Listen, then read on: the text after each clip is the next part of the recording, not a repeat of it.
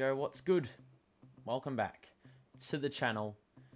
We're doing another review from the EPL game last night / this morning. Everton played Tottenham, and although I didn't see the whole game, I'm going to do a little recap anyway. Before we begin, make sure to drop a like on the show and subscribe to the channel if you want. We do this every week at varied times.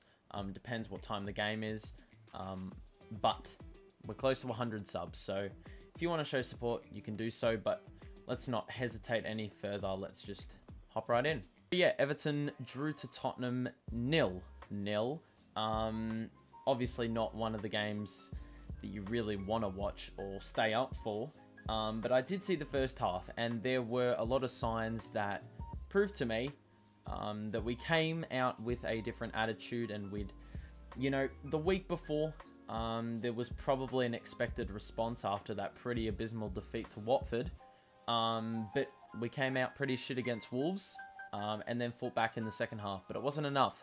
This time round, we were probably stiff to not come away with the 3 points, but we also were this close to dropping a point. So, yeah, but I think if we dive right into the positives, from what I saw, the defense looked a lot stronger. Fabian Delph in the, he was sort of giving a bit of aid to the four backline players, basically. Obviously, they had a lot of difficulty dealing with Wolves and their pace last week, but this week, he was there for pretty much the duration of the game. And it worked, and he's going to be my man of the match as well. I think a lot of Everton fans will agree with me. Very, very strong in terms of winning the ball back, being very positive with the ball, looking for the pass, intercepting, all that jazz, Obviously, I didn't see the second half. He came off after, I think, an hour as well. Rewarded for his efforts, basically, but he's had 2 very solid weeks, and I don't think Everton fans saw this one coming, especially seeing that he couldn't last not even 15 minutes on a football pitch. I think if we talk about this positive approach from, the beginning of the game, the lineup choices were really good choices. Given the squad we've got to pick from, playing Anthony Gordon, Everton fans were crying out for that, and it happened. Also, we saw Luca Dean back in the side. Big inclusion. Very obvious that Ben Godfrey was not comfortable in that left-back position last week. So that allowed Godfrey to go back to his preferred centre-back position. And then Fabian Delph in the middle. And then that allowed, a couple more reliable options coming off the bench, or players that should be coming off the bench. They were coming off the bench. The major talking points out of this game was Richarlison and the penalty and the VAR and all that controversy. Basically, a lot of people, I think, have been missing the point. On Twitter, there's a lot of discussion saying, oh, it shouldn't have been a pen, but Richarlison was in. And a lot of people have been responding to that saying, but it wasn't a pen at all. And that's it. They don't, really address the second half of what was being said in the first place. So that's where the frustration lies for me as well. Look, he had an open shot, and Richarlison did one of the things that he rarely does. He got back up, or didn't try milk the free kick / penalty. He actually tried to get back up and continue the play, because he saw the goal was on. But then the ref blows the whistle, says it's a penalty, checks the monitor, says it's not a penalty, and we lose the opportunity. That's what a lot of Everton fans are infuriated about, and I'm infuriated about it too, because if we won this game off that, I mean, I wouldn't have been complaining, but it would have been a huge 3 points, given our last 3 or so weeks have been very lackluster. Yeah, regardless, that's what he needs to do more often. Richarlison is too busy getting caught up in foul calls and trying to hold his knee when he didn't get touched. And that sometimes results in a breakdown of, a counter-attack or something like that. So he's got to be really, really positive, like he was in that situation regarding the penalty, because he tried to keep going with the ball, but he was actually stopped by the whistle. So if it's not himself stopping, any form of chance on goal, it's the referees. So bit of a shame there. And then we look at the Mason Holgate tackle. I mean, he came on. Mason Holgate has just been a shadow of his former self. He used to be pretty solid, I think, but now he's just, yeah, he's all over the joint. That kick, it was like a little fly kick. He cleared the ball, so obviously there was no problems there, but the follow-through was shocking. Like, he's put studs up right into the back of Højbjerg's knee, like that area, the joint, and it's probably a red card, but at the same time, you know, if you're going to give that a red, I'm surprised there was no repercussions for what happened between Lloris and Richarlison. So, yeah, I think Holgate was a bit stiff, but he's also just an absolute... I mean, there's no words to describe him. He's just all over the joint.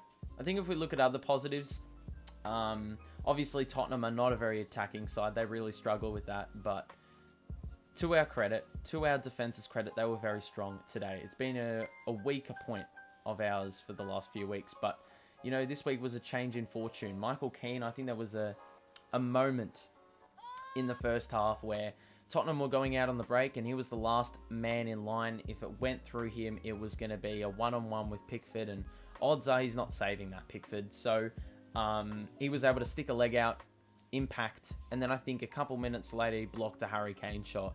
You know, they didn't have too many options after that, or too many chances. So look, he's had a huge bounce back game there. A couple key moments that really, you know, kept us going, because if we went down a goal that early in the game, I feel like our heads would have dropped, and well, at least in the stadium, you know, the fans would have been pretty depressed again, and we would have been staring down the barrel of a fourth straight loss. I was looking at the highlights, and that last shot, my heart dropped, because I thought it was going in. I thought we were done. I thought we conceded a goal. Great ping. I don't remember who it was from, but yeah, it looked online, a nice little bend. Saved by the post, though. So, just like Tottenham was saved by the VAR decision, we were saved by that bit of fortune. And sometimes that is ultimately the death of us. You know, we always play this solid game at the back, and then there's one little thing we do that, you know, breaks it all down, and turns the clean sheet into a loss, basically, over one small thing.